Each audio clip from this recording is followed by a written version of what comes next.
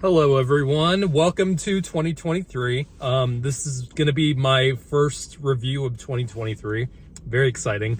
And I'm actually going to be doing two reviews tonight because I'm actually outside. I actually just got here because I'm about to see Megan, which I'm so excited to see. So I'm going to do this review first because I didn't originally want to talk about this movie, but I really feel like I have to, and I feel like my channel's not going to be really complete until I do talk about this movie.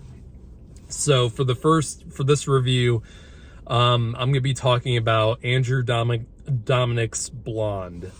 This is the Marylin Monroe biopic, if I can even call it that. This is a telling of Marylin Monroe's life, or her real name was Norma Jean, if you are aware of most of her story. I am not an expert on Marylin Monroe. I don't pretend to be. Marilyn Monroe was an iconic figure still to this day. Like, it's insane. Like, you still see pictures of Marilyn Monroe everywhere. You still see her on t-shirts and on paintings and stuff like that. She has lived on through the decades because of how iconic she was.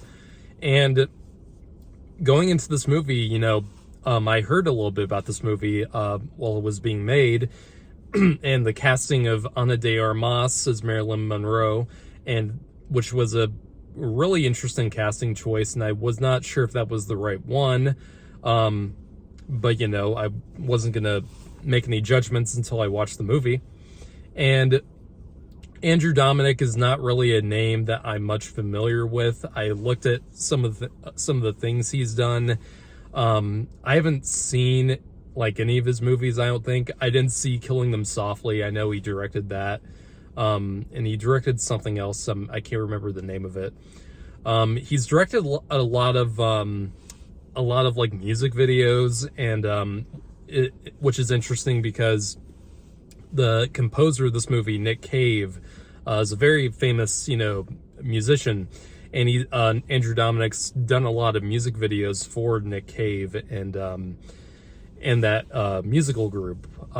So to start off with positives with this movie, because this might end up becoming a rant throughout the video, I'm going to try to be positive first with this movie because it's going to be very hard for me to be positive on this entire thing. Bringing up the music in this movie is pretty interesting for the most part. I can't really say this movie has a great score, like a musical score, but it did keep me kind of engaged through it as much as it could. And Nick Cave, I've always liked Nick Cave. I think he's done a lot of great stuff, particularly with Hell or High Water. I think he did an amazing job with that movie. And some of the casting in this movie is quite good. And Ana de Armas in this movie, she is putting her all into this role. She really seemed like she cared so much about bringing Marylin Monroe to life in this film. And I don't think the problems that she encounters in this movie, I don't think the problems I have with her are particularly on her necessarily. I think it's part of everything else surrounding it, but I could tell she really was trying in this movie, and I think her performance is overall really great. And I think she might get a few nominations since award season is getting kicked off. I don't think she'll get an Oscar nomination, even though I think in effort respect, I think she does deserve it. And I really think she's a tremendously talented actress. I've liked her in almost everything I've seen her in. And it's gonna, I feel really bad that she's in this movie because she really is trying. And some of the other actors in this movie, like Adrien Brody and Bobby Cannavale. They're pretty good in the movie as well. I just wish they were given a little bit more to do. And the movie looks nice. It has good cinematography sometimes. And this is going to be the bridge to everything else that's wrong with this movie, because there's so much I hated about this movie.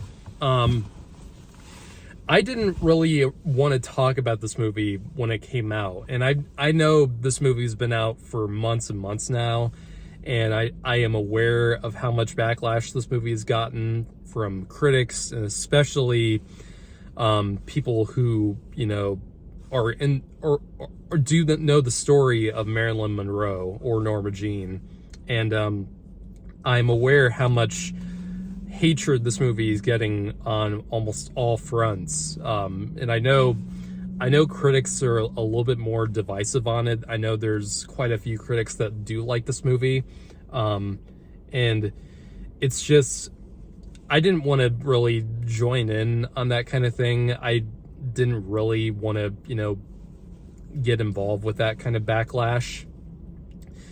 But, you know, I've been getting caught up on a lot of movies that I missed earlier in 2022. So I was curious, and I was like, okay, this movie's 3 goddamn hours. Fuck me. This is, talk about a movie that did not need to be this fucking long.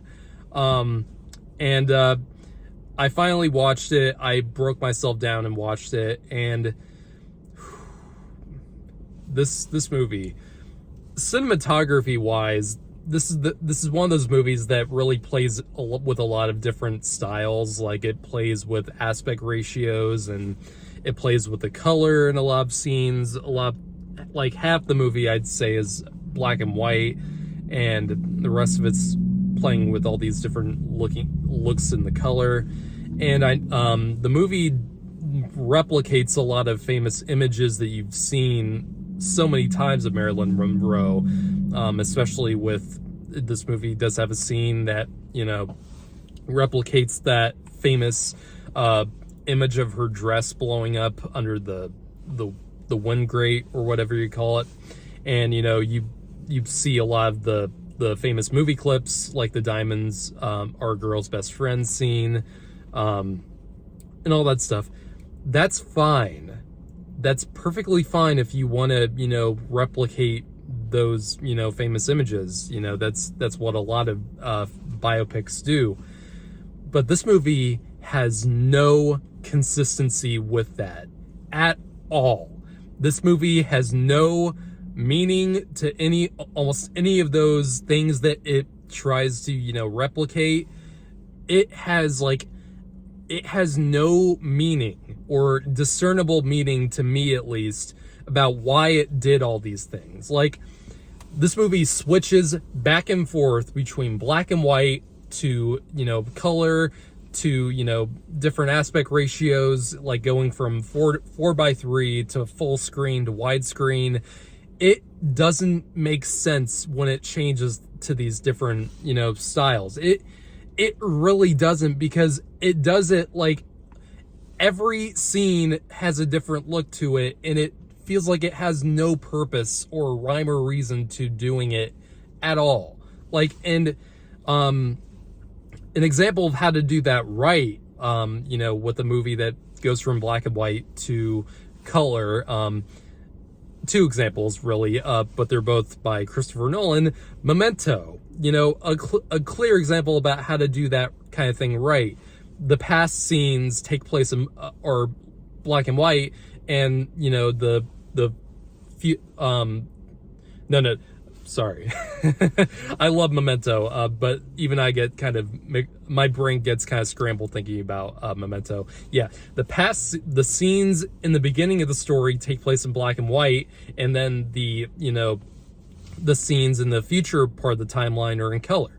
That's a good example about how to do that right, where chronologically it does make sense. And his new movie Oppenheimer, that has different scenes shot in color and then in black and white. That from what I understand, that movie does have that going for it as well, where, you know, the future moments, at least from what I gather from the trailers, are in black and white, you know, after, you know, the nuclear bomb, and then the scenes before that are in color. That makes sense. This movie has no consistency with that, and it has no rhyme or reason to changing that much. And it's just, God, it pissed me off when every scene, this is might be my biggest problem with this movie. There is no story to this movie. There's zero attempt at pacing in this movie. Every goddamn fucking scene in this movie is Marylin Monroe crying. You can make a drinking game out of this movie and your liver would explode. Three things will happen in every scene in this movie. One, Marylin Monroe will be hurt in some way. She'll be harassed, or she'll be, you know, sexually assaulted or raped. That happens in almost every single scene in this movie. Two, she cries. Good God, she cries in almost every single scene in this movie. And it got on my nerves because it got so repetitive. And three, it cuts to a fetus, like a CGI shot of a fetus in Marylin Monroe's belly. That happens so many times in this movie. Those three things happen in every scene, either all at once or just one of those times. Those three things happen in every single scene in this movie, and it is so repetitive. It kills any attempt at telling, you know, it kills any attempt at pacing in this movie. It kills any sense of progression here. There's no sense of progression in this at all. There's no structure. There's no part in this movie where you feel like you're at the beginning, or you're at the end, or you're at the middle of this thing. There's nothing like that in this at all, because every scene feels the same, and there's just no I can't get, and it pains me that Ana de Armas is trying so hard in this movie, because, you know, when your character does so little except cry, or, you know, does so little except cry or scream, or, you know, try to smile through the pain, when your character does so little like that, I can't really have any sympathy for that, because the character is so wooden, or the character is so flat and is so two-dimensional. This is such a bad way to portray a character in any movie, let alone a real historical figure that people love to this day, and that people still talk about to this day. And I really try not to get too emotional about, you know, how a real life figure is portrayed, and I try not to get that emotional about something, or get riled up about, like, where I want to join in on that backlash that the public is clearly having about this movie, and how exploitative it is about all these real life people.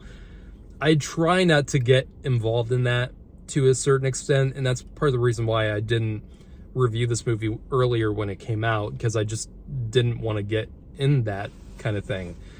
Watching it though, man, they are completely fucking right to be angry with this movie. They're completely right to be pissed off with the filmmakers behind this.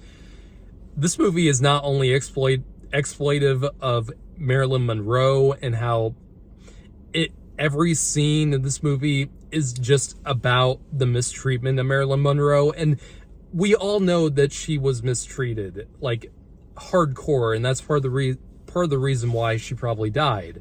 And we know that. We don't need every single scene in this 3-hour movie telling us that, and it feels like it tells us nothing else about her. I feel like I got nothing. I feel like I learned nothing about her from this movie except that she just got mistreated by this industry so poorly. I knew that going into this movie. What else can you tell us about her? Nothing. I feel like I got absolutely nothing. And this movie not only feels like it's exploiting Monroe, it feels like it's exploiting Ana de Armas, because she is one of the most gorgeous women on the planet, and there's so much nudity shots with her in this movie. It feels like it gets so overboard with it, or it doesn't even make sense. Oh my god, like I don't mind looking at a naked Ana de Armas. I really don't, but when it's done to this extent, and it's done in so many scenes, like 30% of the scenes of this movie, she's naked at one point, and it's so over the top with how that's portrayed, and it's so unnecessary, and fuck, like, Andrew Dominik, I don't know you personally. I like I said, I don't know that much about your work. I don't know how you like personally feel about Marylin Monroe, but it really seems like you either didn't care about how you wanted to portray her in this movie, or you just flat out just don't like her. It's such a weird thing. It's like, if you cared so little about taking on this character, or not this character, this person, why even do this movie? Like, it just feels like you had no say or kind of vision about maybe a story about what you wanted to tell about this person. And I know this movie is based on a book, and it's I think it's written by the author of the book, and I haven't read this story that the movie follows, but either one of you or both of you, the director and the writer, screwed up so badly with this movie. Like, both of you or one of you screwed up terribly with how this movie was put together on a story level and on a writing level, because this movie is a failure on almost all of those aspects. Like, I didn't know when this movie was gonna end. It felt so long. This movie has no structure to it. It just feels like it has none of the three acts. It is so infuriating, this movie, and it's just so maddening for a person who isn't even that passionate about Marylin Monroe.